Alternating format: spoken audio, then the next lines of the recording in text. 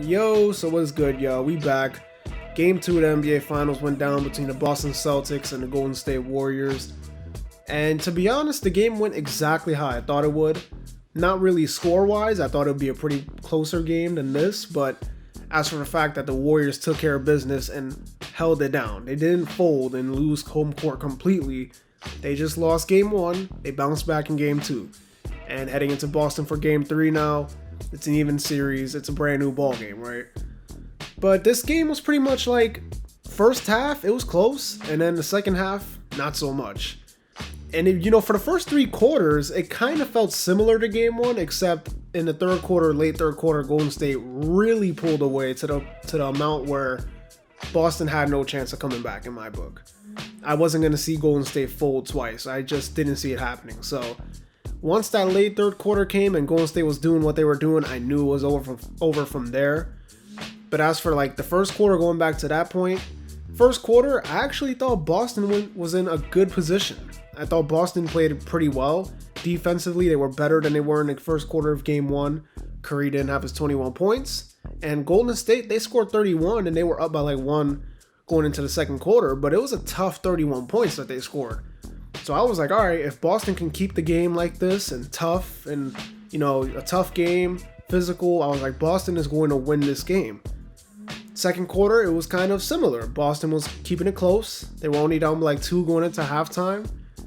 And then third quarter Warriors, just like they always are, they came out there and they punched Boston in the mouth and they put some real damage because Boston never recovered from that third quarter like they did in game 1. Steph Curry had 29 points and he had a supporting cast around him for this game. It wasn't like it was just Steph Curry because Andrew Wiggins had 11. It was a solid game for him. Not great shooting night, but I guess he played fine.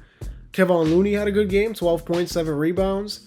Klay Thompson, I don't think he had a good game. He had 11 points, but he was really just chucking up shots. I don't think he played great at all. I expect him to bounce back in game 3. But Jordan Poole and Draymond Green were really the guys that brung it for Golden State alongside Steph Curry. As Jordan Poole really put the daggers in Boston in the third quarter, especially late third quarter where he hit 2 big threes, especially that half-court 3 he hit at the buzzer. That was big. That was basically the dagger for that game. And he just did what he had to do. He played like the Jordan Poole that we had basically been seeing all season long.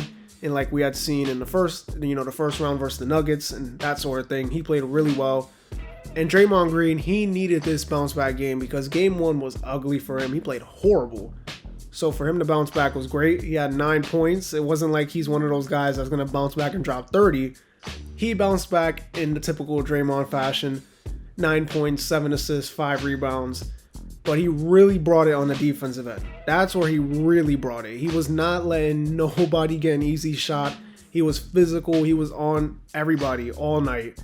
Grant Williams, Marcus Smart, Jason Tatum. It didn't matter who you were. Jaylen Brown, he was on you. So he played a great game. He played a big role. In my opinion, I think he played the second biggest role in this game alongside Curry because he was that much of a pest on the defensive end.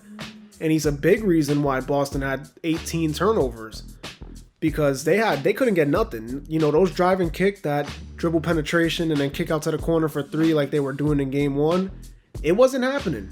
They were forcing Boston to take some tough shots. And you could see it in Boston's stats because they shot the ball bad.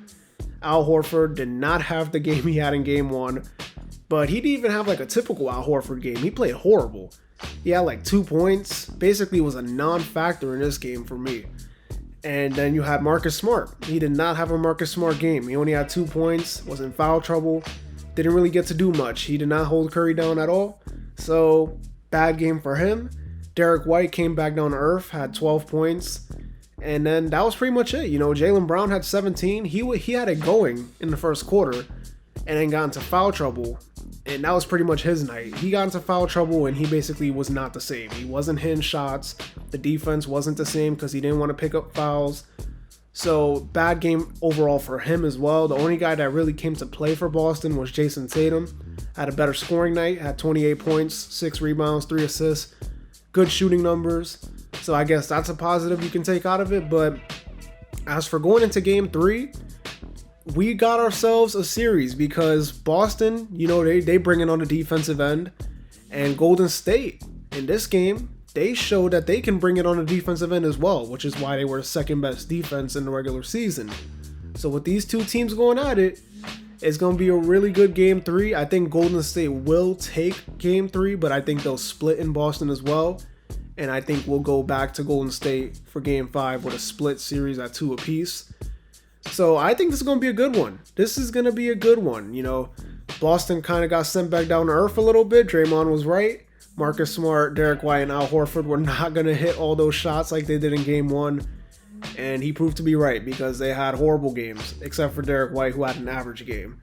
I expect him to bounce back, but obviously they won't have that game 1 performance. So I think Boston's going to bounce back. I think we'll have a good close game in game 3. Golden State pulls out the W. Then we'll have, hopefully, close game in game 4. I don't want no more blowouts. I don't like blowouts like that. Ruins the whole fun of the series. Game 2 was a blowout, you could say, so it wasn't fun. I basically stopped watching, like, literally fourth quarter. Like, the beginning of fourth quarter, I was done. It was a wrap. So we'll see what happens in this series. I got Golden State in 6. I'm sticking to it. But the Boston Celtics, they will continue to fight. They're not going to go and fold like that. Ime Udoka's going to make some adjustments, I'm pretty sure. Steve Kerr's going to make his adjustments. And we're going to have a great game, I believe, in game 3 in Boston. Anyways, that's going to do it. Don't forget to like, comment, and subscribe. Also follow me on Twitter and Instagram. Link will be down in the description below. This has been the Checkup, where we talk hoops and hoops only. And I'll see y'all in the next video. Peace.